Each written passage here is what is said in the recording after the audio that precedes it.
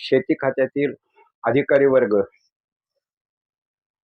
आणि विविध ठिकाणून आलेले शेतकरी बंधू, मी कोल्हापूर जिल्ह्यातनं इथं आलेलो आहे. आणि कोल्हापूर जिल्हा महाराष्ट्राच्या दक्षिण बाजूला आणि आपला उत्तर बाजूला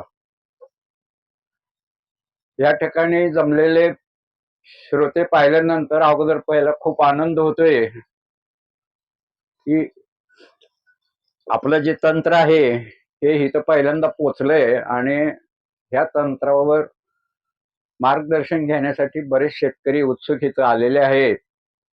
तर मी सुरुवात करतो की बाबा आमची कशी वाटचाल झाली, काय आपल्याला आता हे शून्य मशागत तंत्र हे आपण हजारो वर्ष पिढ्यानपिढ्या नांगरणी करत आलो, वेगवेगळ्या पूर्व मशागतीची कामं करत आलो आणि हे परस्पर विरुद्ध नांगरणीच करू नका असं तंत्र आमच्या डोक्यात पहिलं कसं आलं. मी 1970चा कृषी पदवीधर आहे. कृषी पदवीधरचा शेवटचा पेपर टाकून दुसऱ्या दिवशी शेतात हजर झालो, कारण शेतीच करायची हे ठरलेलं होतं. नोकरी बिक्री करायचं काय फांदा पडलेलं नाही. माझ्याकडे जी जमीन आली ती अतिशय उत्कृष्ट असावी. पहिली 15 ते 20 वर्ष अतिशय उत्तम उत्पादन मिळालं, परंतु 15-20 वर्षांनंतर उत्पादन पातळी कमालीची घसरायला लागली. आता ही शेती कशी चालू ठेवायची हा माझ्यापुढे प्रश्न निर्माण झाला. आणि साधारण आपल्यापैकी जे वयस्कर लोक आहेत त्यांना आपल्या तारुण्यात कशी शेती पिकत होती आणि आता कशी शेती पिकते याचा फरक त्यांना निश्चितपणे माहीत असावा. तरुण मंडळींना ते 50 वर्षापूर्वी शेती कशी पिकत होती याची थोडीफार कल्पना नसावी, पण इथं आहे दोन्ही अनुभव घेतलेली बरीच मंडळी इथं आहेत असं मला वाटते. मला जसा अनुभव आला तसं सर्वांना आला असावा. पण आता मी काय झालं की मी होतो कृषी पदवीधर. आपण जर या समस्येतनं मार्ग नाही काढला तर सामान्य शेतकरी या समस्येला कशी तोंड देणार. आपण हे आव्हान स्वीकारलं पाहिजे अशा भावनेनं मी विचार करायला लागलो की जमीन तीच आहे, पीक तेच आहे, संसाधनं तीच आहे, करण्याच्या पद्धती तीच आहेत आणि मग ह्या जमिनीमध्ये हेच पीक पूर्वी चांगलं उत्पादन देत होतं आणि आता चांगलं उत्पादन देत नाही, म्हणजे नेमका काय फरक झाला. त्याच्या पुढे जाऊन चांगलं उत्पादन देत होतं त्यावेळेला या जमिनीत काय होतं आणि आता उत्पादन घटायला लागलं, म्हणजे या जमिनीत नेमकी काय कमतरता निर्माण झाली याचा कुठेतरी आपल्याला जर शोध लागला तर या समस्येवर आपल्याला काही प्रमाणात मात करता येईल. आता कार्यक्रमाची पूर्वी बोलताना त्याने सांगितलं की शेती परवडत नाही, शेतीमध्ये भयंकर समस्या आहेत, थोडंसं तरुण वर्ग शेतीत येतोय का नाही अशी शंका आहे. या सगळ्याचं उत्तर ह्या उत्पादन पातळी घटते आहे आणि खर्च वाढतोय ह्याच्यापाशीच आहे. तर ह्या समस्या कुठेतरी सोडवणं गरजेचं आहे. आता ह्याची शोध यात्रा करताना मला एक शोध यात्रेत शोध लागला तो असा की आपल्याला एक असं वाटत असतं की मी रानात खत टाकलंय, पाणी दिलंय किंवा पाऊस पडलाय, ते खत पाण्यात विरघळलंय, ते सेंद्रिय असू दे रासायनिक असू दे, त्या खतातले अन्नवंश त्या पाण्यात विरघळलेत आणि ते पाणी त्या पिकाने शोषण केलंय आणि पिकाचं पोषण झालंय. इतकी सोपी ही गोष्ट नाही आहे, त्याच्यामध्ये खूप क्लिष्टता आहे. आणि मग काही पुस्तकामध्ये शोध घेताना मला असा शोध लागला की जमिनीमध्ये डोळ्याला न दिसणारे प्राणी अनंत असतात आणि आपण शेतकरी म्हणून पीक वाढीसाठी जे काम करतो त्याच्यापेक्षा कित्येक पटीनं जास्त काम हे डोळ्याला न दिसणारे प्राणी करतात. शेतकऱ्याला काय वाटत असतं की 7/12चा मी मालक आहे, मी नांगरतो, मी पळवतो, मी पेरतो, खत टाकतो, पाणी पाजतो, नाहीतर इथे काय पाणी कोण पाजत नाही, औषध मारतो म्हणून हे पीक येतं. तर तसं नाही आहे. ह्या सूक्ष्मजीवांनी काम व्यवस्थित केलं तर पीक चांगलं येतं.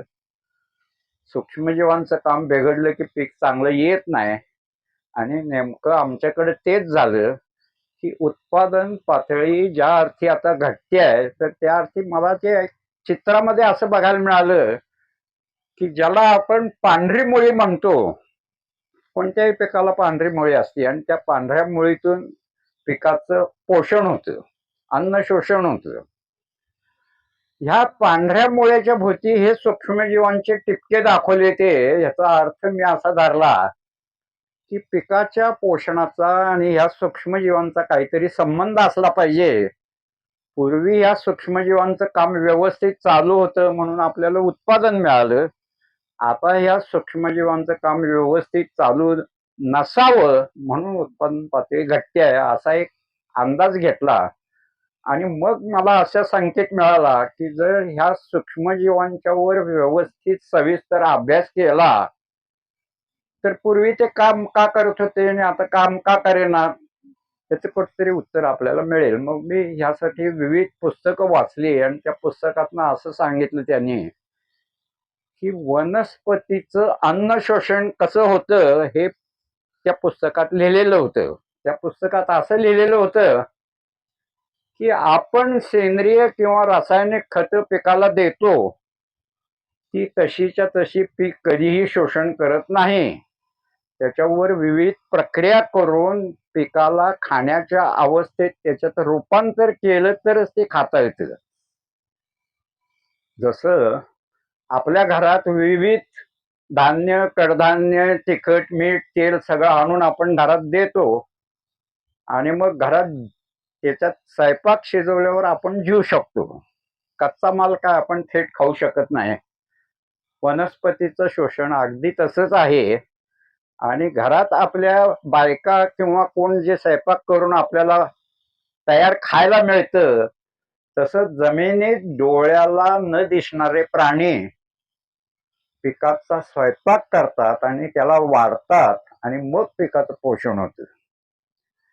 ही गोष्ट लक्षात आल्यानंतर मग हे सूक्ष्मजीव व्यवस्थित आता काम का करेनात, तर पहिल्यांदा ह्या स्वयंपाक्याचं पोट भरलेलं असलं तर तो पुढच्या लोकांचा स्वयंपाक व्यवस्थित करेल. स्वयंपाकीत जर उपाशी असला तर पुढच्या लोकांचा स्वयंपाक होणारच नाही. आपण पिकाचं अन्नद्रव्य देत आलो, पण ह्या सूक्ष्मजीवांना लागणारं अन्नद्रव्य जे आहे त्यांचं पोट पहिल्यांदा भरायच्या कामाकडे आपलं हळूहळू दुर्लक्ष होत गेलं. आता सूक्ष्मजीवांच्या पोटाकडे आम्ही कसं काय लक्ष देणार आणि त्यांच्या पोटाला काय लागते आम्हाला माहिती नाही. आपण आजपर्यंत जमिनीची सुपीकता टिकवून ठेवण्यासाठी शेणखत, कंपोस्ट टाकलं पाहिजे, त्याशिवाय जमिनीची सुपीकता टिकून राहत नाही. हे शेणखत, कंपोस्ट आपण नेमकं कशासाठी टाकतो हे आपल्याला माहित नाही. जमिनीची सुपीकता चांगली राहिली पाहिजे ह्याच्यासाठी शेणखत टाकलं पाहिजे हे आपण जरी म्हणत असलो, हे सूक्ष्मजीव डोळ्याला बघता येत नाही, त्यांचं कामकाज आपल्याला बघता येत नाही. म्हणून आपल्याला असं सांगितलं जातं की चांगलं कुजलेलं 20 ते 25 गाड्या शेणखत टाका म्हणजे जमीन सुपीक होईल. पण अंतरार्थ त्याचा असा आहे की ह्या सूक्ष्मजीवांचं पोट भरेल आणि पिकाचं पोट भरेल. मग हे सूक्ष्मजीवांचं पोट एकाएकी भरायचं बंद का झालं आणि उत्पादकता कमी का झाली ह्याचा मी शोध घ्यायचा प्रयत्न केल्यावर असं झालं की माझ्या वडिलांनी माझ्या हातात जमीन दिली, तत्पूर्वी पिकाला रासायनिक खत देण्याचा कामकाज कसं चालत होतं आणि आता आमच्या काळात कसं चालू राहिलं याचा अभ्यास तुलनात्मक केल्यानंतर असं लक्षात आलं की त्या काळामध्ये म्हणजे वडिलांच्या काळामध्ये 50% रासायनिक खत आणि 50% सेंद्रिय खत, त्या काळामध्ये तिथं भुईमुगाची दळलेली पेंड 50% आणि रासायनिक खत 50% असं टाकलं जात होतं. 100% रासायनिक खत टाकायची पद्धत नव्हती. त्यामुळे त्यांच्या काळात जमिनी व्यवस्थित राहिल्या आणि आमच्या वाटणीला जमिनी व्यवस्थित आल्या. पण आम्ही कृषी महाविद्यालयात शिकून पदवी घेतली होती. आमच्या विद्यापीठामध्ये असे प्रयोग झाले आणि तिथनं असं सिद्ध झालं की फक्त रासायनिक खत टाकलं तर पिकाचा उत्पादन खर्च कमी होतो आणि उत्पादन चांगलं मिळतं. सेंद्रिय आणि रासायनिक कडे गेला तर उत्पादन खरंच प्रचंड वाढतोय आणि मग उत्पादन तसं मिळत नाही. मग पिकाला सेंद्रिय आणि रासायनिक ह्या खर्चिक बाबी पुढे न जाताना रासायनिक खत टाकून तुम्ही शेती करायला काय हरकत नाही, परंतु जमिनीत 20 ते 25 गाड्या सेंद्रिय खत मात्र टाकलं पाहिजे, ह्याच्याशी कोणतेही दुमत नाही. मी शेती करायला लागलो त्यावेळेला शेतीतली सर्व कामं ही बैलाकडनं होत होती. घरटी गावात बैलजोड्या होत्या. काही मोठ्या शेतकऱ्यांच्याकडे एकापेक्षा जास्त 2-3 सुद्धा बैलजोड्या होत्या. हळूहळू यांत्रिकीकरण होत गेलं आणि बैलांची जागा यंत्रानं घेतली. यंत्रानं घेतल्यावर शेतीचा आवाका वाढला. बैलांना करत होतो त्यावर शेती कमी करत होतो आणि यंत्र फिरायला लागल्यानंतर मोठ्या आकाराची शेती करायला यायला लागली. बागायतीच्या सोयी झाल्या. अनेक कारणामुळं जनावर पाळणं कमी झालं. त्याच सुमाराला हरित क्रांती झाली होती आणि हरित क्रांतीमध्ये आम्ही सुधारित बी आणलं, सुधारित खतं आणली, कीटकनाशक, रोगनाशक वगैरे सगळे सुधारणा होत गेल्या. जास्त उत्पादन देणार बी आणलं आणि उत्पादन पातळी आपण भयानक वाढवली. पारंपरिक बियांचं उत्पादन कमी होत होतं. सुधारित बियापासून आपण उत्पादन चांगलं मिळवलं. चांगलं मिळवल्यामुळं भारत परदेशातून धान्याच्या बोटी यायच्या, त्याच्याकडे तोंड लावून आम्हाला बघत बसायला लागायचं, त्याशिवाय आमची पोटं भरत नव्हती. त्या काळातल्या आपल्यासारख्या अनेक लोकांनी किंवा मी सुद्धा तो मेलो गहू, पिवळी ज्वारी वगैरे सगळं खाल्लेलं आहे. ही रासायनिक खतं आली, सुधारित बी आली, त्याच्यामुळं आम्ही अन्नधान्यात स्वयंपूर्ण झालो आणि पुढे काही प्रमाणात अन्नधान्य निर्याती करायला लागलो, शिल्लक साठाही ठेवायला लागलो. हे सगळे फायदे विचारात घेतले तर हरित क्रांती करणाऱ्यांनी काही चूक केली किंवा सुधारित बी आणणाऱ्यांनी काही चूक केली, औषधं मारणाऱ्यांनी चूक केली, हे काही नाही. ते त्या काळच्या परिस्थितीप्रमाणे बरोबरच होतं. त्याच्यामध्ये कुठलाही शंका घ्यायचं कारण नाही. परंतु काय झालं की एका बाजूला आम्ही उत्पादन वाढवत नेलं, परंतु उत्पादन वाढवण्यासाठी जमिनीतून सूक्ष्मजीवांना त्या पिकाचं शोषण करण्यासाठी सेंद्रिय कर्ब जास्त वापरावा लागला. मर्यादित उत्पादन, सेंद्रिय कर्बाचा वापर कमी, उत्पादन वाढ, सेंद्रिय कर्बाचा वापर वाढत निघाला आणि ज्या तुलनेत तो वाढत निघाला त्या तुलनेत अनेक कारणामुळं त्या जमिनीचं पुनर्भरण करण्याकडे आपलं दुर्लक्ष झालं. सुरुवातीला त्या जमिनीमध्ये काही काळ निसर्गानं आणि पूर्वजांनी जे काही सेंद्रिय कर्ब ठेवला होता त्याच्या जीवावर आम्हाला 15-20 वर्ष उत्पादन चांगलं मिळालं आणि नंतर जे मिळालं म्हणजे कमी मिळायला लागलं, त्याला केवळ कारण म्हणजे जमिनीतल्या सेंद्रिय कर्बाचा तुटवडा.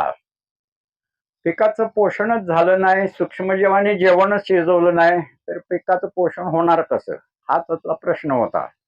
आता हे सगळा थोडासा ह्या पोषणासंबंधी आणि उत्पादन कमी होण्यासंबंधी थोडीशी जानकारी झाल्यानंतर पुढे आता ह्यावर काहीतरी मार्ग काढला पाहिजे. आता हा मार्ग कुठला काढायचा, तर पहिला अभ्यास झाला की पारंपरिक पद्धतीप्रमाणे जर शेणखत आणि कंपोस्ट आपण टाकून जर जमिनीची सुपीकता टिकून ठेवण्याचा प्रयत्न करायचं ठरवलं तर हे आपल्याला कधीच शक्य होणार नाही. आमच्याकडे जमिनी थोड्या आहेत, आपल्याकडच्या भागातल्या जमिनीची आकडेवारी ऐकली म्हणजे आमचे कान एकदम थक्क होऊन जातात. 2-5 एकराला 10 एकराला शेणखत कंपोस्ट आम्ही टाकू शकत नाही आणि आपल्याकडच्या भागातल्या 40-50 एकर शेतकऱ्याला कसं काय ह्या शेणखत दरवर्षी टाकणं होणार. हा शेणखताचा प्रश्न आपण जोपर्यंत सोडवत नाही तोपर्यंत आता त्याने सांगितल्याप्रमाणे उत्पादन वाढ ही कमीच राहणार आणि आता पर्याय शोधणं भाग होतं, कारण आपण पाळलेल्या 4 पानाच्या जनावराकडनं जेवढं शेणखत मिळते तेवढ्यातनं आपली गरज भागणार नव्हती.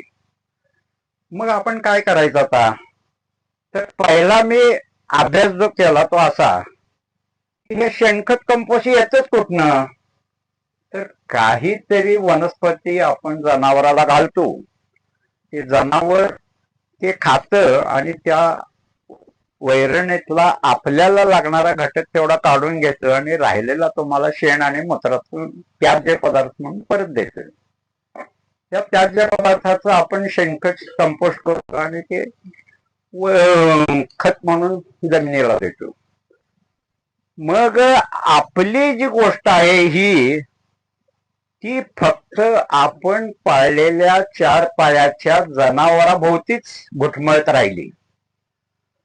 वनस्पतींनी आणि प्राण्यांनी निर्माण केलेलं कुठलाही पदार्थ कुजून त्याचं खतात रूपांतर होत असताना आपण पाळलेल्या फक्त 4 पायाचं जनावर काही खाईल तेवढ्याच वनस्पती भोवती आपण अडकून राहिलो, म्हणून सेंद्रिय खताची टंचाई आपल्याला जाणवली आणि आज हीच परिस्थिती बहुतेकांच्याकडे आहे.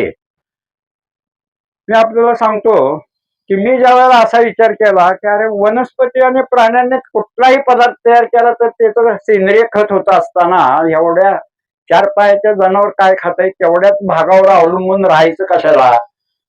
वनस्पती आणि प्राण्यांतर कुठल्याही भाग आपण खत म्हणून वापरूया, असा ज्या वेळेला फरक डोक्यात घेतला त्यावेळेला रानातून फिरताना इतके सेंद्रिय पदार्थ दिसायला लागले की आजवर आपण ह्याच्याकडे सेंद्रिय खतासाठी कच्चा माल असं कधी बघितलंच नव्हतं. त्या काळाच्या पूर्वीपासून आपल्या शेतकऱ्याकडं इंधनाची टंचाई होती. आजच्या सारखे गॅस रॉकेल होतं, पण ते बऱ्याच लोकांना वापरणं शक्य नव्हतं. चुली हे सगळीकडे सामान्यपणे शहरात आणि खेड्यात सगळीकडे होत्या आणि आपला स्वयंपाक गरम पाणी हे सगळं चुलीवरच घडत होतं. त्याच्यामुळं बहुतांशी जो पदार्थ खत करण्याचा होता तो जळणाकडे वळत होता आणि जळण ही समाजाची गरज होती. त्याच्यामुळे तो वापरला गेला म्हणजे काय फार मोठी चूक केली अशाचा भाग नाही. पण माझ्या लक्षात आल्यानंतर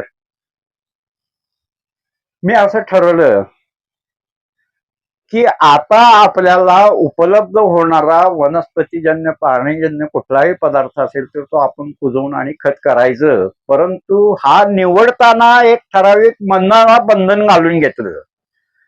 कुठल्याही परिस्थितीमध्ये हा माल बाजारातून आणला जाऊ नये, याच्यासाठी वाहतूक कमीत कमी लागावी, मनुष्यबळ कमीत कमी लागावं, पैसा कमीत कमी लागावा.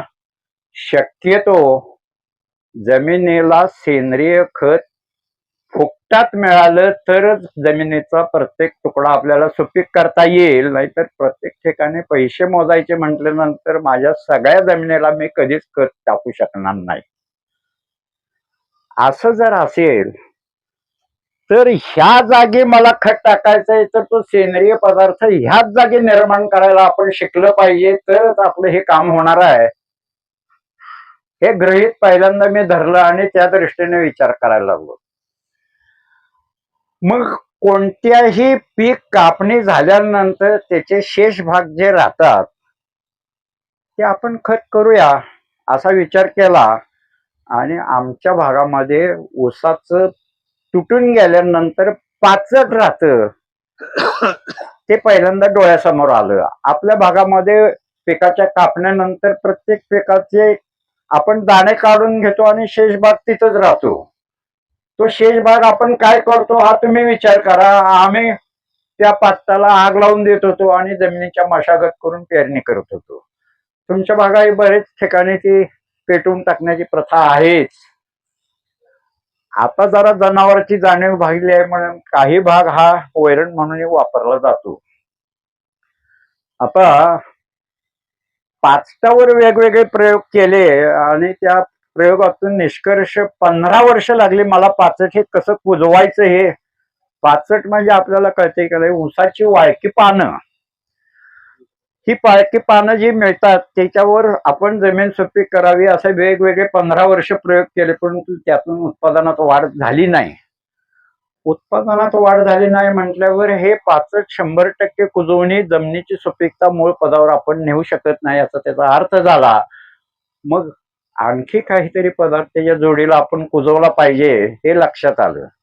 आता आणखी काय पदार्थ कुजवायचा, तर 2 वर्ष ऊस घेतल्यानंतर तिसऱ्या वर्षी आमचं फेरपाडतं भात हे पीक आहे. या भात साली आम्ही जमीन नांगरत होतो, ते ऊसाची जमिनी खालचे अवशेष वर येऊन पडत होते. ऊसाचा जो बुडखा असतो तो जळणासाठी उत्तम असतो, म्हणून गावातल्या बायका जमीन नांगरल्यानंतर ते जळण म्हणून सगळं गोळा करून घेऊन जायच्या. पुढच्या भाताच्या मशागतीसाठी रान स्वच्छ करून मिळायचं आणि खिशातला कुठलाही पैसा न खर्च करता आपलं रान स्वच्छ करून मिळालं म्हणून आम्ही टाळ्या वाजवत होतो. पुढे कुळवाच्या पाळीत जमिनीतली मुळं ऊसाच्या वर येऊन पडायची आणि पेरणीपूर्वी धसकट गोळा करून रान चकचकीत करण्याची प्रथा आमच्याकडे होती, आपल्याकडे कदाचित असेल. सर्व ती मुळांचे बारीक काडी कचरा गोळा करून रान एकदम एकसारखं काळकुट्ट झालं म्हणजे आम्ही पूर्व मशागत खूप चांगली केली या समाधानात असायचो. आता हाच कुजणारा पदार्थ, जागेला मिळणारा पदार्थ, फुकटात मिळणारा पदार्थ आम्ही काडी लावून किंवा कचरा किंवा जळण करत होतो आणि त्या जळण किंवा कचरा करण्यासाठी खिसाही रिकामा करत होतो. 2000 त्यावेळेला ऊसातून भातात जाताना 4-5 हजार आणि भातातून ऊसात जाताना 4-5 हजार असा आमचा पूर्व मशागतीचा खर्च 8 ते 10 हजार रुपये होता आणि आजच्या दरानं तो 20 ते 25 हजारच्या आसपास आहे.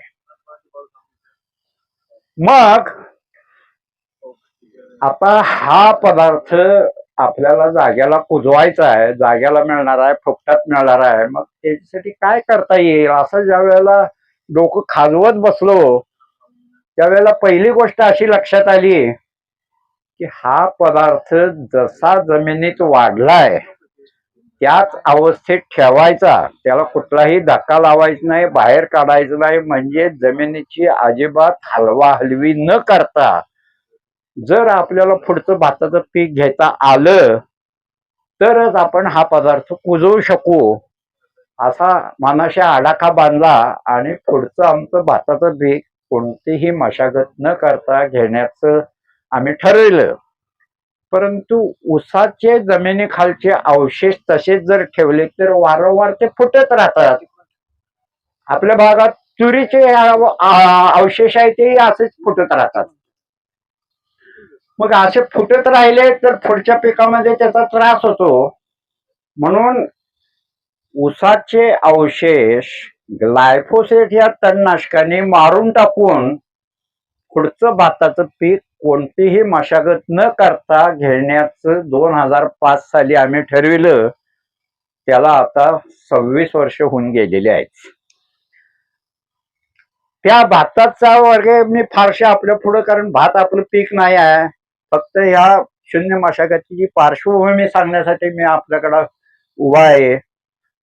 शून्य मशागतीकडे मी कसा वळलो ही अशी कारण मेवासा झाली आणि मग आम्ही बिन नांगरता पहिल्या वर्षी 2005 साली भाताचं पीक टोकन पद्धतीनं पेरलं. तत्पूर्वी पेरणी यंत्रानं 2-4 तासामध्ये एकर रान पेरलं जायचं. आता टोकन पद्धतीने 20-25 माणसाकडनं ते पेरायला लागायचं. परंतु बाकीचा मशागतीचा खर्च वाचत होता, त्याच्यामुळे 20-25 माणसांना पैसे देणं काय फार मोठं अवघड नव्हतं. मला या ठिकाणी एवढं सांगायचंय की भात पीक अतिशय उत्तम आलं आणि भात पीक उत्तम आल्यानंतर शून्य मशागतीविषयी आपल्याला थोडासा आत्मविश्वास आला. भातानंतर परत आमची ऊसाची लावण असते. ती ऊसाची लावण ही त्याच जुन्या सरी वरंब्यावर फक्त सरीच्या तळात एक नांगरात तास मारून ऊसाची कांडी जमिनीत पुरेल एवढी जागा भुसभुशीत करून घेतली आणि ऊसाची लावण करून टाकली. मला फक्त या ठिकाणी एवढंच सांगायचंय की शून्य मशागत काही फक्त ही एक नांगरात तास मारायला 300 रुपये खर्च आला आणि 10 ते 8 ते 10,000 रुपयाच्या ऐवजी आपलं काम फक्त 300 रुपयात झालं. आता हे ऊस पीक कसं येईल आपल्याला माहित नाही. हा एक प्रयोग आहे, आपण करून बघूया. सविस्तर बाकीचं काहीही न सांगता मी एवढंच सांगतो की अनेक अडचणी येऊन सुद्धा त्या रानामध्ये ऊसाचं उत्पादन चांगलं मिळण्यासाठी मी बरेच सुधारित सगळ्या पद्धती वापरून बघितल्या, पण उत्पादन वाढत नव्हतं. पण बिना नांगरचा ऊस केल्यानंतर पहिल्याच वर्षी त्या रानामध्ये 50% उत्पादनात वाढ मिळाली.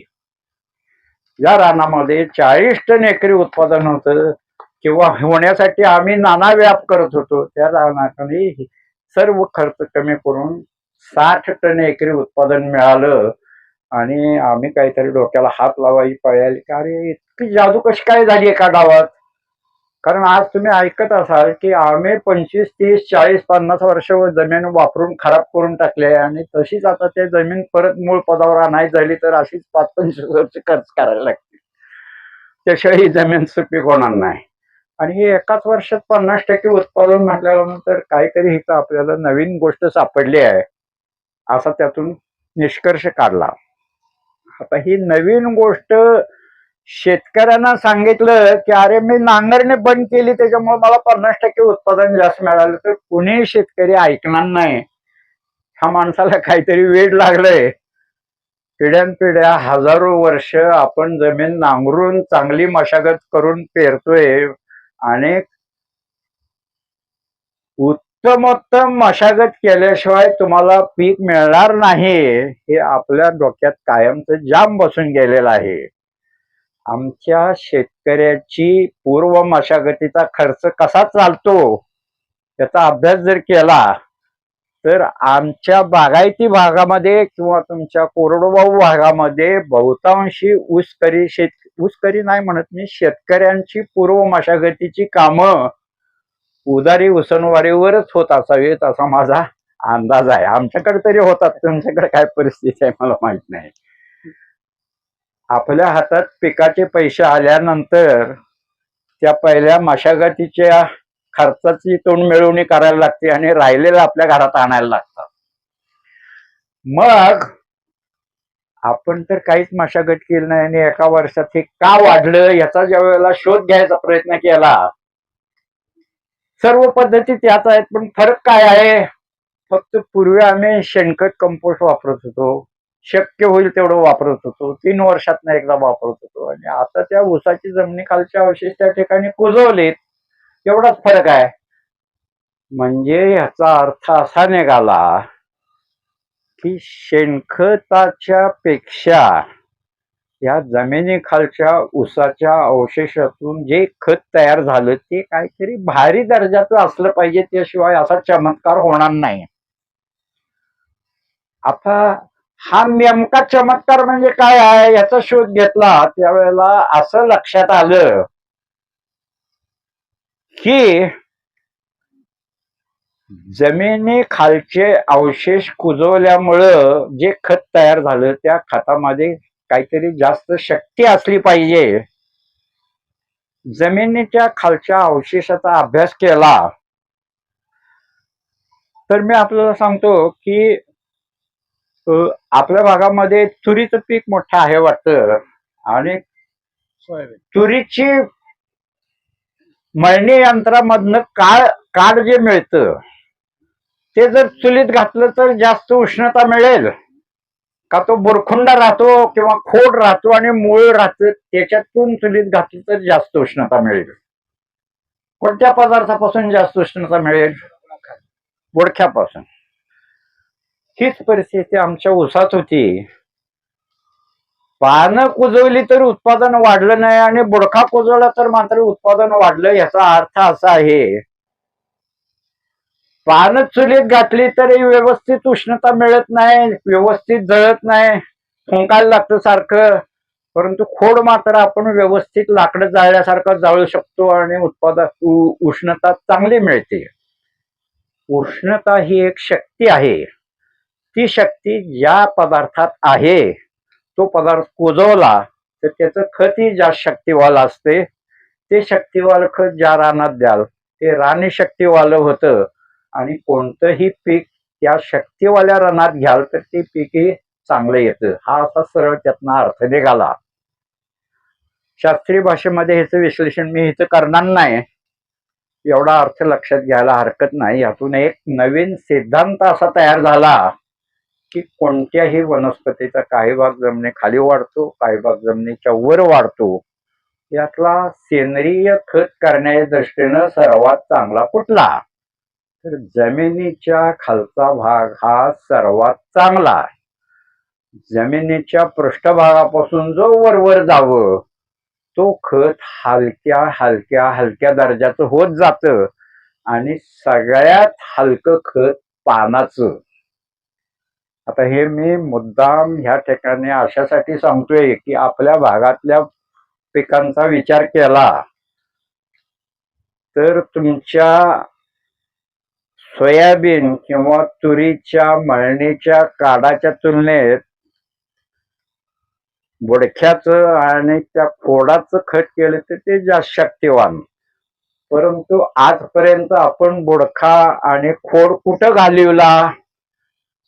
चुलीत घालवला. आणि काड मात्र त्या जनावराला देऊन त्याचं शेणखत केलं. आम्ही तेच केलं. ऊसाचं वरची पानं जनावराला घातली आणि ते शेणखत आम्ही अत्यंत पवित्र काम करतो.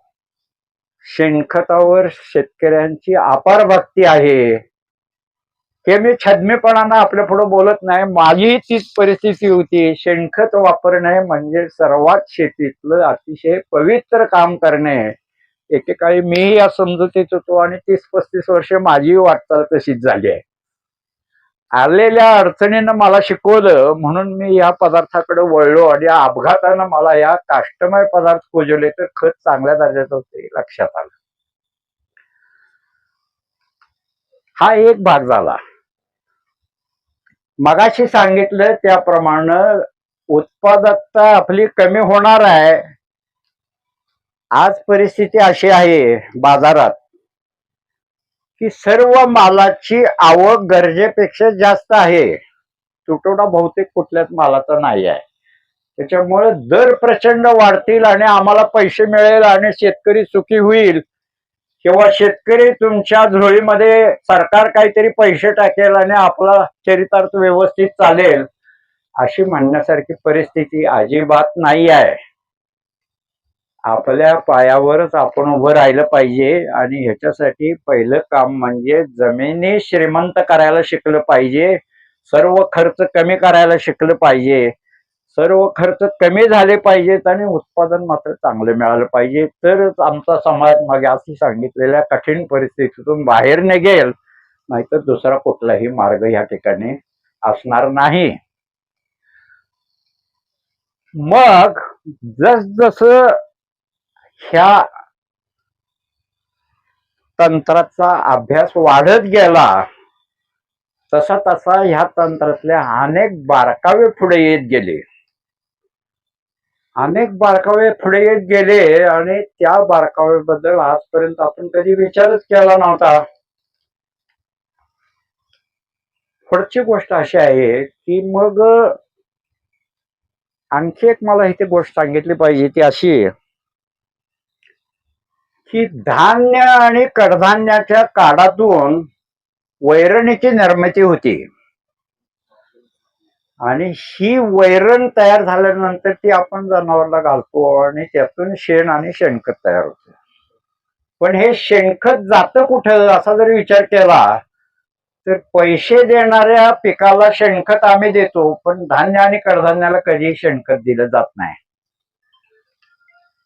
पैसे देणारं पीक मर्यादित जागेवर असते आणि धान्य आणि कडधान्याचं पीक सगळ्या शिवारभर अफाट पसरलेलं असते. सर्व शिवारभर अफाट पसरलेली जमीन वर्षानुवर्ष गरीब होत जाते आणि पैसे देणारी थोडीशी जमीन दरवर्षी श्रीमंत होत जाते. हेही आपल्या अधपणाला एक महत्वाचं कारण आहे. प्रत्येक रानाला त्या रानात निर्माण झालेल्या सेंद्रिय कच्च्या मालाचा खताचा पहिला अधिकार त्या रानाचा आहे. तो रानाचं खत जर दुसऱ्या रानात गेलं तर त्या रानानं ह्या रानाची चोरी केली आहे असा त्याचा सरळ सरळ अर्थ आहे. आणि आजपर्यंत आपण तेच काम करत आलोय. पैसे देण्याच्या पाठीमागं खूप मोठ्या जमिनी गरीब झाल्या तरी त्याची पर्वा केली नाही, पण पैसे देणाऱ्या पिकाला तेवढं श्रीमंत करत बसतो. तिथून पुढं असं करून चालणार नाही. प्रत्येक रानाला प्रत्येक वर्षी सेंद्रिय खताचा पुरवठा द्यायला पाहिजे, तरच आपल्याला व्यवस्थित पीक उत्पादन घेता येईल. आणखी एक दोन गोष्टी मला या ठिकाणी सांगायच्या आहेत. त्या डोळ्याला न दिसणाऱ्या प्राण्यांच्या सूक्ष्मजीव शास्त्राचा मी जेव्हा अभ्यास केला त्या सूक्ष्मजीव शास्त्राने 2-3 नवीन गोष्टी शिकवल्या. पहिली गोष्ट अशी आहे की त्याने सांगितलं की आपण शेणखत कंपोस्ट जमिनीच्या बाहेर कुजवतो आणि आपल्याला शिफारस अशी आहे की चांगलं कुजलेलं खत एकरी 20 ते 25 गाड्या टाका. आणि हे आम्ही वर्षानुवर्ष करत आलो. पण ह्या शास्त्राने मात्र शिकवलं की तुम्ही बाहेर कुजवता ही शेतीतली सगळ्यात मोठी चूक आहे. सेंद्रिय पदार्थ कुजण्याची क्रिया ही जमिनीतच झाली पाहिजे, बाहेर करणं चुकीचं आहे. आणि ती जितका दीर्घकाळ चालू राहील तेवढं जमिनीच्या आणि पिकाच्या सुपीकतेच्या दृष्टीने सगळ्यात चांगलं. आता मगाशी आजपर्यंत आम्ही बाहेर कुजवून खत टाकत होतो, ते काय आम्हाला जमत नव्हतं. आता पिकाचे अवशेष जागेला कुजवायला लागल्यानंतर मात्र एकाच वर्षात 1.5 पट उत्पादन, 50% जास्त उत्पादन मिळालं. याचा अर्थ ह्या सूक्ष्मजीव शास्त्राच्या सिद्धांताला काहीतरी नक्की अर्थ आहे. जागेला कुजलं पाहिजे आणि दीर्घकाळ कुजलं पाहिजे. आता दीर्घकाळ कुजलं पाहिजे ह्याच्यासाठी आपल्याला काय करणं गरजेचं आहे? जमिनीच्या खालचे अवशेष कुजवायचे. आमच्या या सूक्ष्मजीव शास्त्राचा अनेक सिद्धांत आहे की कुजणारा पदार्थ पुढच्या पिकाच्या मुळापाशी अजिबात कुजला नाही पाहिजे. कुजणारा पदार्थ जर पुढच्या पिकाच्या मुळापाशी आपण कुजवला तर ते कुजवणारी जीवाणुसृष्टी उपलब्ध अन्नद्रव्य सर्व खाऊन टाकते आणि पिकाची उपासमार घडते. ती कुजण्याची क्रिया पूर्ण होतोपर्यंत त्या पिकाची उपासमार होती. म्हणून आपल्याला शिफारस करताना अर्धवट कुजलेलं शेणखत अजिबात टाकू नका, चांगलं कुजलेलं खत टाकलं पाहिजे ही शिफारस आहे. आणि आम्ही तर या ठिकाणी सगळा सेंद्रिय पदार्थ मागच्या पिकाचा शेष भाग होता जमिनीतला तर त्या पुढच्या पिकाच्या मुळापाशीच कुजवत होतो. तो शास्त्रीय सिद्धांत चुकीचा आहे का आम्ही केलेला प्रयोग चुकीचा आहे आम्हाला काही कळेना. ह्याचा ज्यावेळेला अभ्यास केला त्यावेळेला असं लक्षात आलं की दीर्घकाळ कुजण्याची क्रिया करण्यासाठी त्या जमिनीखालच्या अवशेषाला कुठलीही जखम झाली नाही पाहिजे. त्याला जर जखम झाली तर त्या तुटलेल्या तोंडातून जीवाणू कुजवणारे चटकन आत जातात आणि ती कुजण्याची क्रिया वेगानं केली जाते. मग कोणत्याही प्रकारची जमिनीची हलवाहलवी न करता ते अवशेष तसेच ठेवले तर कुठल्याही अवशेषाचं बाहेरचं आवरण हे साल जी असते ती अत्यंत कडक असते. आत गाभा असतो तो मऊ असतो. तो गाभा चटकन कुजतो पण वरची साल चटकन कुजत नसल्यामुळं आपल्या बिना नांगरणी शेतीमध्ये कुजण्याची क्रिया इतकी सावकाश चालते की त्या वाढण्याच्या पिकाच्या क्रियेचा आणि कुजण्याच्या क्रियेचं भांडण अजिबात होत नाही. पिकाला पिकाचं अन्न मिळतं आणि कुजवणाऱ्या जीवाणूंना त्यांचं अन्न मिळतं. दोघांचं सहजीवन होतं. भांडण न झाल्यामुळं कुजण्याची क्रिया वेगानं चालू ठेवली तर त्यांचाही सिद्धांत बरोबर आहे आणि कुजण्याची क्रिया हळू चालली तर आपलाही सिद्धांत बरोबर आहे. आपण काही चूक करत नाही आहे. त्यामुळं आपण योग्य वाटेनं चाललोय. पण जसजशी वाटचाल करावी त्याच्या पुढे असं लक्षात आलं की जमिनीच्या खालच्या अवशेष आहेत त्यापासून जो सेंद्रिय कर्ब मिळतो. जमिनीत 2 प्रकारचे सेंद्रिय कर्ब आहेत. एक संपून जाणारा सेंद्रिय कर्ब आणि एक जमिनीत टिकून राहणारा सेंद्रिय कर्ब. पिकाच्या जमिनीखालच्या अवशेषापासून कुजवल्यानंतर जे खत तयार होतं ते खत तुम्हाला टिकाऊ स्वरूपाचं सेंद्रिय कर्ब देतं. आणि जमिनीच्या वरच्या अवशेषापासून जे तयार केलेलं खत आहे ते संपणारा सेंद्रिय कर्ब देतं. आजपर्यंत शेणखत रूपामध्ये आपण संपणारा सेंद्रिय कर्ब टाकत जमिनीला आलो, पण जमिनीत दीर्घकाळ टिकून राहणारं सेंद्रिय कर्ब कधी आपण उत्पादन म्हणजे टाकलाच नाही. आणि ह्यामुळं शाश्वत जमिनीची सुपीकता आपल्याला टिकवता आली नाही. आता आपण जमिनीखालचे अवशेष टिकवल्यानंतर टिकाऊ सेंद्रिय कर्ब जमिनीत द्यायला लागलो, परंतु गरजे इतका संपणारा सेंद्रिय कर्ब काय आपण अजून देता आलेला नाही आपल्याला. शेणखत काय सगळा वाटणीला येत नाही, तो संपणारा कर्ब आहे. पण मग संपणारा कर्बे आपल्याला द्यायचे काही सोपे मार्ग सापडतायत का, अशी हे पुढची पायरी आहे. आता ह्या पायरीमध्ये कोळ्या वनस्पती किंवा वरचे शेंडे हे आपल्याला कुजायला सहज कुजणारा आणि संपून जाणारा पदार्थ ही जमिनीला देणं गरजेचं आहे. मग विचार केला की पिकाचे अवशेष इथंच जमिनीत जर विखरून टाकले तर आपल्याला पेरणीच्या कामाला अडथळा येईल. पिकाच्या विविध कामामध्ये त्याचा अडथळा निर्माण होण्यापेक्षा पिकाचे जमिनीवरचे अवशेष बाजूला जाऊ देत, जमिनीच्या खालचे अवशेष तिथेच राहून देत आणि रानामध्ये पीक घेताना आपोआप जे तण उगवते त्या तणापासून आपण जर सेंद्रिय खत तयार करायला शिकलो तर आणखी एक त्या टिकाऊ सेंद्रिय पदार्थासाठी संपून जाणारा सेंद्रिय पदार्थ आपण जर टिकवला तर दुधात साखर आहे. दोन्ही पदार्थ जर जमिनीला मिळाले तर जमिनीची सुपीकता आणखीन वाढणार आहे, आणखीन चांगलं उत्पादन मिळू शकेल. मग सेंद्रिय पदार्थ संपणाराही मिळवायला पाहिजे. एखाद्या उद्योगधंद्यामध्ये जशी कायमस्वरूपी गुंतवणूक असते हा स्थिर खर्च आहे आणि दैनंदिन खर्चासाठी सेंद्रिय खेळतं भांडवल लागतं हा दैनंदिनचा खर्च आहे. दोन्ही भांडवल असली तरच उद्योग चालतो. तसं या जमिनीतला आहे. दोन्ही प्रकारचे सेंद्रिय कर्ब आपल्याला देणं भाग आहे. आता हे सेंद्रिय कर्ब देताना परत असे बारकावे आले की मागील पिकाचे जमिनीखालचे अवशेष हेच पुढच्या पिकासाठी सेंद्रिय खत. यातून आपण फक्त एकच प्रकारच्या वनस्पतीपासून सेंद्रिय खत जमिनीला देत आलो. मग एकच प्रकारच्या वनस्पतीपासून तयार झालेल्या खतापेक्षा कित्येक प्रकारच्या वनस्पतीपासून जर खत तयार झालं आणि ते जमिनीला आपण दिलं तर ते त्याच्यापेक्षा निश्चितपणे जास्त चांगलं असणार आहे. असा आयात करून आम्ही तणापासून सेंद्रिय खत करायला शिकवलो आणि मग रानामध्ये आपोआप उगवणारी कित्येक जाती प्रजातीची तणं असतात ती आता भांगरून काढायची नाहीत, मारायची नाहीत, त्याचं खतात रूपांतर कसं करता येईल ह्याच डोक्यात विचारचक्र सुरू झाले. आणि मग तण निर्मूलनातून तण व्यवस्थापनाकडे असं एक तंत्र तयार झालं आणि ह्यावर ही पुस्तिका लिहिलेली आहे. आणि एक तण देई धन म्हणून पुस्तक लिहिलेलं आहे.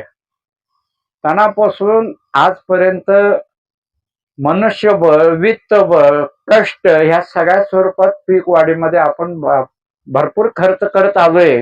मी सुद्धा 30-35 वर्ष त्या भरपूर खर्च केला. पण आता तणावर खर्च न करता तणापासून उत्पन्न मिळवायला शिकलं पाहिजे. शेतीतलं तण निर्मूलन हे सगळ्यात खर्चिक बाब आणि वेळ आणि कष्ट खाणारी बाब होती.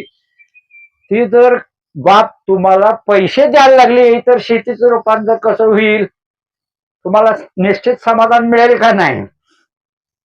अशा नवीन नवीन गोष्टी करायला शिकलं पाहिजे. आता ह्या तणापासून खत कसं मिळवायचं किंवा तण देई धन ही म्हण कशी येतं. आमच्या बऱ्याच ठिकाणी कार्यक्रमात तण खाई धन अशी म्हण असते. आता आपण त्याचं रूपांतर तण देई धन मध्ये करायचंय. तुमच्या भागामध्ये प्रामुख्यानं तूर आणि सोयाबीन हे दोन मुख्य पीक आहेत असं मला ऐकण्यात आलं. बरोबर आहे ना? हा. तूर हे लांब अंतरावरचं पीक आहे आणि त्याच्यामध्ये आम्ही सोयाबीन हे मिश्र पीक घेतो. 4 ओळी सोयाबीनच्या, 2 ओळी तुरीच्या, 6 ओळी सोयाबीनच्या, 1 ओळी तुरीची, अशा वेगवेगळ्या पद्धतीने ही मिश्र पिके घेतली जातात. आता मी आहे कोल्हापूरचा. आमच्या आयुष्यात आम्ही तूर पण कधी केली नाही, सोयाबीन केव्हा तरी बघितलं असेल. परंतु आपल्या जमिनीमध्ये ज्या तंत्राचा फायदा झाला तो महाराष्ट्रातल्या आपल्या सर्व शेतकरी बांधवापर्यंत नेण्याच्या कामगिरीमध्ये आपल्या भागामध्ये आपल्याला काय करता येईल याच्यावर आम्ही अभ्यास केला आणि त्याच्यामुळे आज तुमच्या पुढे 2 शब्द बोलायची मला संधी मिळते. तूर हे लांब अंतरावरचं पीक आहे. सोयाबीनच्या तुलनेत तुरीचा कालावधी खूप मोठा आहे. त्यानंतर 2 ओळीमध्ये तुरीच्या जे अंतर असतं ते अंतर जर तसंच ठेवलं तर मधल्या जमिनीमध्ये तण वाढत राहतं. त्याच्यापेक्षा आपण मध्ये काहीतरी पीक घेऊ. ते पीक लवकर येणार असलं म्हणजे पुढं तूर हळूहळू वाढत जाते. त्याची वाढ सुरुवातीला जोमात चालू होतोपर्यंत मधलं पीक निघून जातं. मग मधलं पीक घ्यायची ही प्रथा सर्वत्र उपलब्ध चालू राहिली.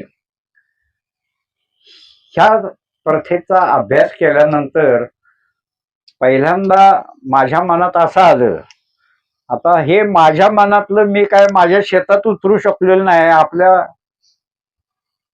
पुढे मी हे विषय मांडणार आहे आणि हे कुठेतरी करून पाहिलं पाहिजे.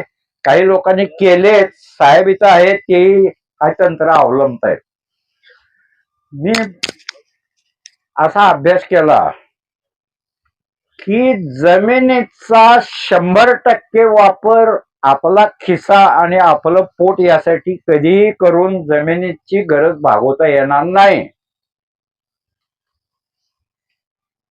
काही जमिनीचा तुकडा हा त्या जमिनीसाठी ठेवला पाहिजे आणि त्यात काय पिकेल ते त्या जमिनीलाच अर्पण केलं तरच आपली 100% जमीन सुपीक होणार आहे. जमीन सुपीक होण्यासाठी बाहेरून मी काहीतरी आणून टाकेन आणि मी जमीन सुपीक करीन हे शेतकरी म्हणून आपल्याला कधीही शक्य होणार नाही. मग आपण थोडासा हा पद्धत बदलायची. मुख्य पीक माझं आणि मिश्र पीक जमिनीचं असं नवीन गुणोत्तर मांडायचं. मिश्र पिकाचा आपल्यासाठी वापर करायचा नाही. मुख्य पीक माझं, मिश्र पीक माझं आणि दुय्यम पीक माझं असा अपलपोटापणे आपण केला तर कालांतरानं आपण नुकसानी येणार आहे. तीच आज परिस्थिती आहे. 2 पिकाच्या ओळीमध्ये 5 फूट अंतर ठेवायचं. आता तुरीचं अंतर बऱ्याच ठिकाणी मी येताना बघत आलो खूप कमी आहे. तुरीची झाडं एवढीच वाढली. तुरीच्या खोडाची जाडी बघितली तर या करंगडीच्या पेक्षा जास्त काही दिसत नाही आहे. त्याच्याही कारणाचा मी अभ्यास केला. परंतु तूर हे मोठं वाढणारं पीक आहे. त्याच्यामध्ये त्याला योग्य अंतर दिलं आणि परिस्थिती दिली तर ते जवळजवळ 5 फूट मध्ये काही लोकांनी मला सांगितलं 5 फुटामध्ये जर झाडं एकमेकाला मिटली तर आत जाताही येत नाही अशी परिस्थिती निर्माण होती. औषधी मारायला येत नाही. एवढं जर मोठं पीक असताना आम्ही येताना बघितलं ते एवढ्याच्या वर कुठे काय तूर काय फार दिसलीच नाही किंवा काड एवढंच दिसलं सगळीकडे. तूर हे मोठं येणारं पीक आहे. त्याचे लांब अंतरावर जे 180 दिवसाच्या बऱ्याच जाती आहेत. आता लवकरही येणाऱ्या जाती असतील पण 5 फूट कमीत कमी अंतर ठेवावं. तुरीच्या दोन्ही बाजूला 9 इंच किंवा 1 फूट अंतर म्हणजे 1.5 ते 2 फुटाचा पट्टा तण आणि पीक उगवण्यापूर्वी औषध फवारून स्वच्छ ठेवायचा आणि मध्ये जो 2.5-3 फुटाचा पट्टा मिळेल त्याच्यामध्ये मिश्र पीक अजिबात घ्यायचं नाही. त्याच्यामध्ये तणाचा पट्टा वाढवायचा. असा जर फरक केला तर 4 ओळी सोयाबीनच्या आणि 1 ओळ तुरीची किंवा 5-6 ओळी सोयाबीनच्या आणि 1-2 ओळी तुरीच्या असं जर करायचं आपण ठरवलं तर त्या 4 ओळी हातानं टोकण शक्य नाही. मग आपल्याला काय करायला लागतं तर 100% जमिनीची मशागत करायला लागते. पेरणी यंत्र चालण्यासारखी जमिनीची तयारी करायला लागते. आपल्याला नांगरणी आता करायची नाही, मग तुमचं पेरणी यंत्र चालणार नाही. फक्त 5 फुटावर एक तूर टोकन करण्या एवढंच हलक्या नांगराचं तास मारायचं आणि त्याच्यात हातानं तुरीची टोकन करून घ्यायची.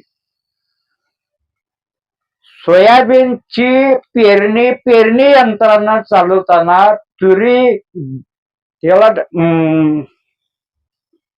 काय एक एक काठीची पेरणी यंत्र असते, त्याला काय म्हटलं जातं? हे टोकन यंत्र. हा, टोकन टोकन टोकन नव्हे,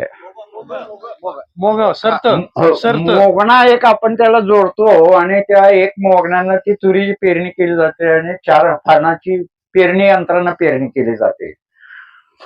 तर तुरीच्या पुरती पेरणी करण्याची एक राख मारायची, मध्ये कोणतीही मशागत जमिनीची करायची नाही, करायची गरजही नाही. दोन्ही बाजूचा पट्टा स्वच्छ ठेवायचा आणि मधला पट्ट्यामध्ये यील्ड ते तण वाढवायचं. बाहेरून काही आणायचं नाही, आपोआप तण प्रत्येक जमिनीत भरपूर वाढतं. आता ह्या तणाकडनं आपल्याला धन मिळवायचंय.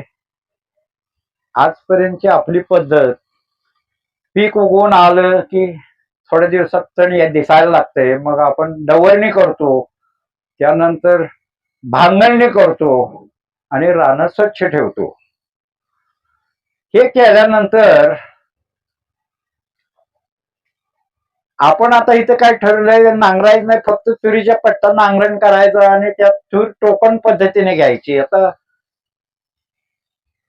तूर आपण ज्या वेळेला तो मोगणा लावून पेरतो त्यावेळेला तुरीचं बी घरचं असतं, त्याच्यामुळं गरजेपेक्षा जास्त बी पेरलं जातं. रानाचा पसारा प्रचंड असल्यामुळे तिची विरळणी कुणी करत नाही आणि इतकी दाट तूर असते की त्या झाडाची अनुवंशिक वाढ जेवढी व्हायला पाहिजे तेवढी होऊ शकत नाही. म्हणून असे करंगळीसारखे खोड राहतात आणि एवढी एवढी तूर येते थोडी. आता तुमच्या भागामध्ये पावसाचं प्रमाण खूप कमी आहे आणि तूर हे लांब अंतरावरचं पीक असल्यामुळे तुरीचे कसं आहे, तूर आणि कापूस हे आपल्या बऱ्याच जिल्ह्यातलं मुख्य पीक असताना त्या दोन्ही पिकाची गोष्ट अशी आहे की बरीच शाखीय वाढ घेतल्यानंतर त्याला हळूहळू फुलं आणि पात्या यायला लागतात. तोपर्यंत त्याची फक्त शाखीय वाढच होत असते आणि मग पुढच्या कालामध्ये फुलधारणा तुरीला व्हायला लागली की पहिली थोडी फुलं पाणी पितात, तोपर्यंत पाऊस निघून जातो. मग पुढची फुलधारणाही होत नाही, फलधारणाही होत नाही आणि उत्पादन पातळी कमी येते. मग तुरी हे हमखास पीक नाही, त्याच्यामध्ये निदान 4 ओळी सोयाबीनच्या घेतलं तर ते तरी मिळतील, म्हणून आपण मिश्र पीक घेतो. आणि मिश्र पीक घेण्यासाठी मग संपूर्ण जमिनीची मशागत, संपूर्ण जमिनीची डवरणी, संपूर्ण जमिनीची भांगलणी, असे सगळे खर्च भरपूर करतो. काय शेतीत काय मिळत नाही. आता आपण फक्त मुख्य पीक तुरीपुरतं काम करायचं, मधला पिकाचं तसंच ठेवायचं, काही करायचं नाही, त्याच्यात तण वाढवायचं. तण पूर्वी हाताच्या चिमटीत बोटायला यायला लागली की आम्ही भांगलणी करत होतो, मधल्या पट्ट्यात थोडं थोडं तण उगवून आलं की डवरे मारत होतो आणि रान स्वच्छ ठेवत होतो. आता आपण एक पट्टा पिकाचा आणि एक पट्टा तणाचा अशा पद्धतीनं पीक पद्धती करायची आहे.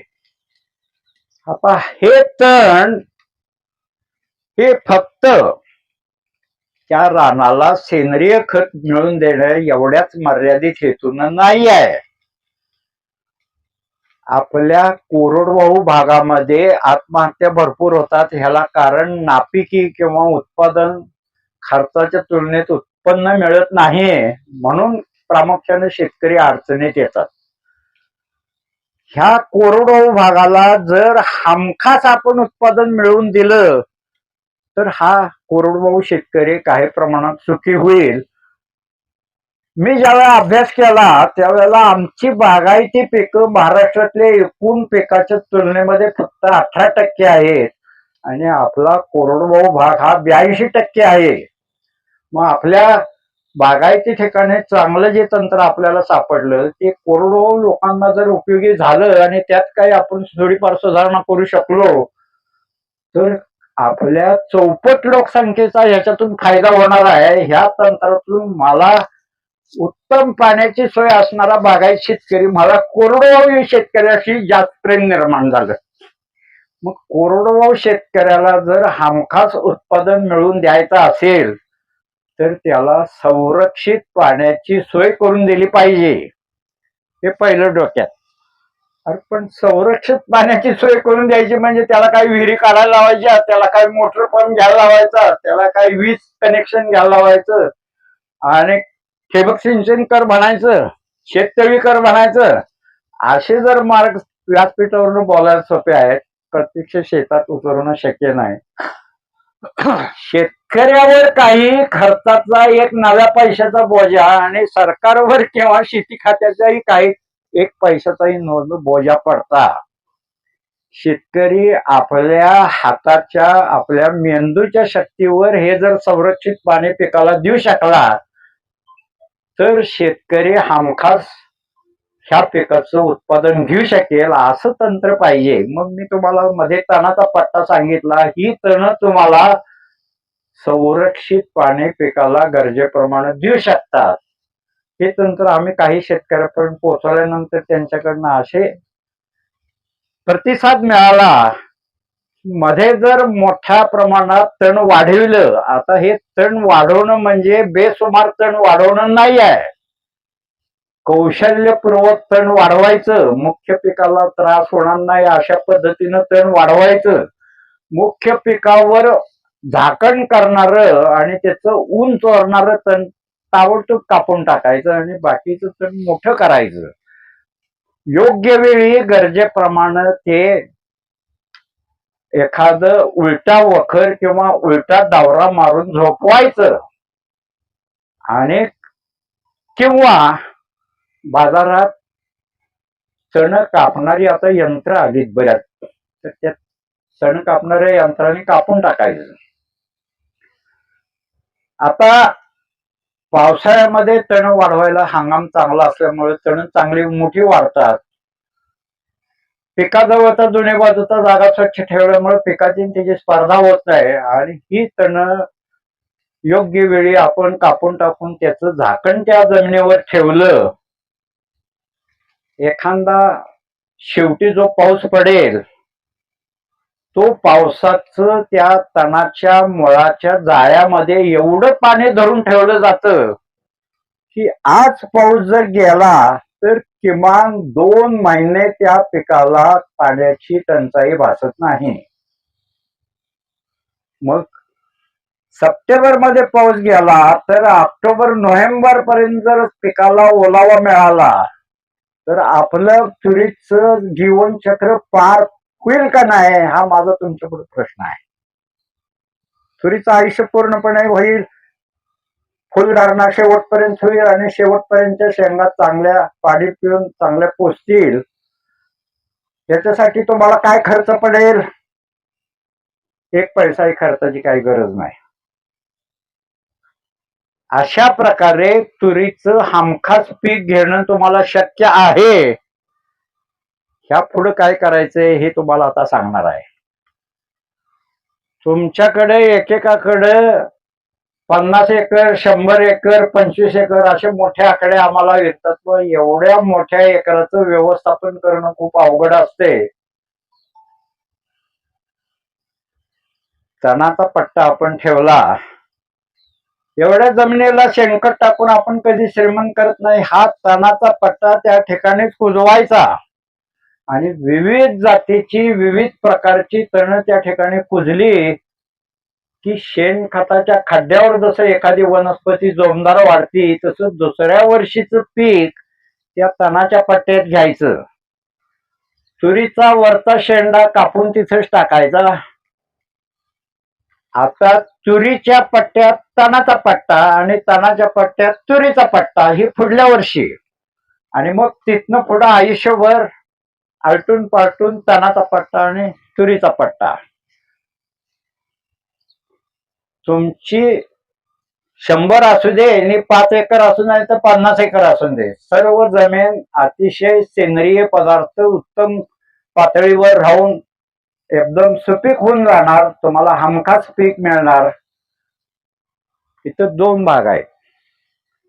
पाऊस ज्यादा पडला तर ज्यादा पाणी लवकर निचरून जाईल. पाऊस कमी पडला तर ओलावा टिकून ठेवेल. असा दुहेरी फायदा या तंत्राचा आहे. त्याच्यामुळे तुमचं तुरीचं पीक हमखास येणार अशी मी खात्री देतो. आणि एखाद्या वर्षी चुकून आवर्षण झालं आणि नापिकीच झाली तर सर्व खर्च कमी असल्यामुळे शेतकरी उघडा होणार नाही. त्याला झाड आणि दोरीकडे जायला लागणार नाही.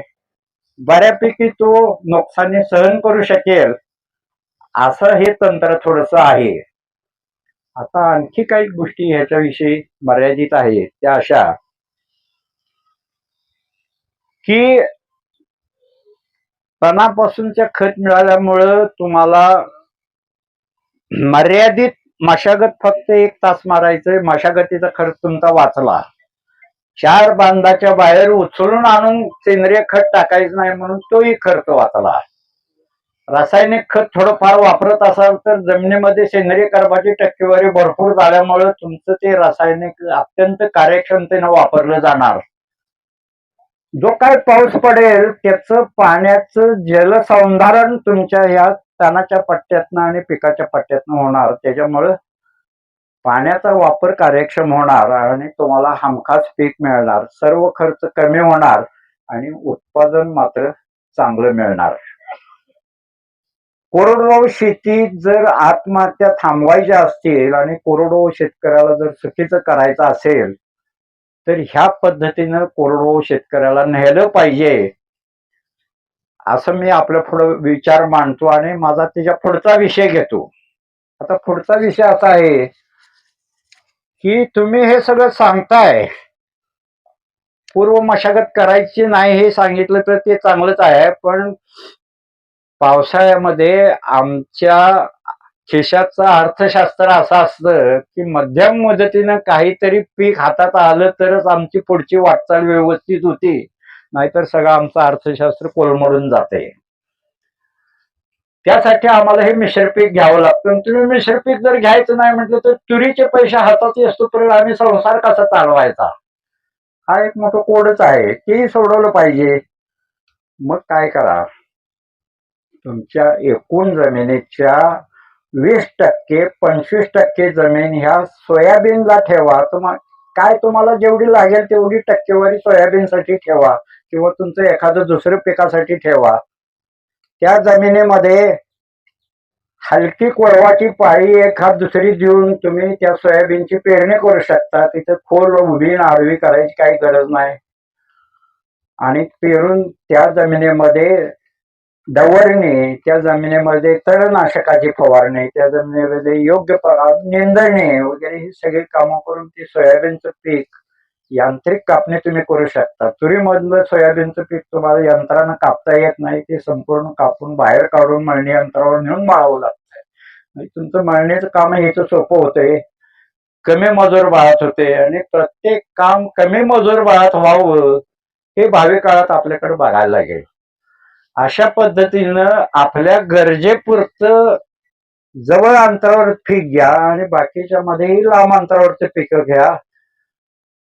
जवळ अंतरावरच्या पिकामध्ये आपल्याला मशागत करायला लागते, तणाचा पट्टा ठेवायला येत नाही. म्हणून 1 वर्ष जवळ अंतरावरचं पीक घेतलं की दुसऱ्या वर्षी त्या जमिनीत लांब अंतरावरचं पीक घ्यायचं आणि काही प्रमाणात सेंद्रिय कर्ब त्या ठिकाणी आपोआप तयार करायचा, बाहेरून आणून टाकायचं, नाद करायचा नाही.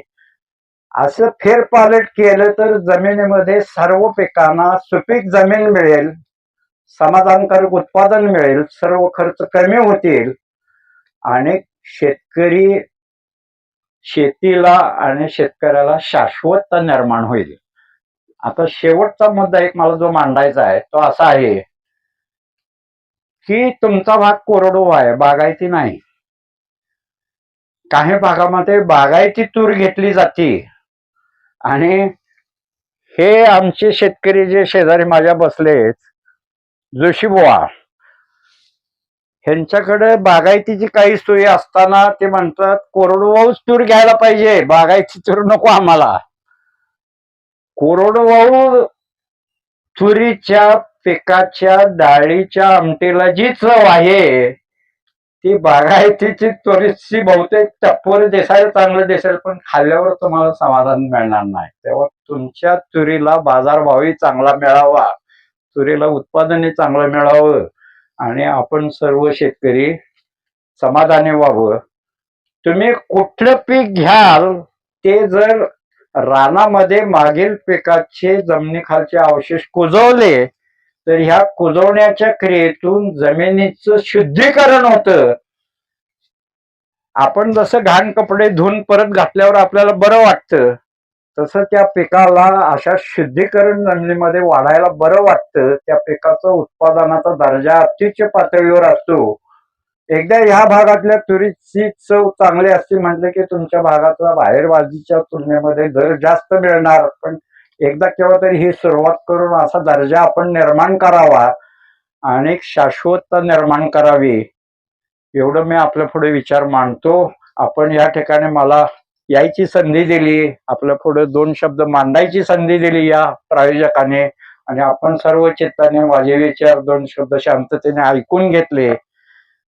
यातून मला समाधान नाही आहे. हे विचार ज्या वेळेला तुम्ही शेतापर्यंत पोचवाल आणि पिकापर्यंत पोचवाल त्या दिवशी ह्या कार्यक्रमाचं सार्थक झालं असं मी म्हणेन. आणि इथं मी थांबतो. धन्यवाद. जय महाराष्ट्र.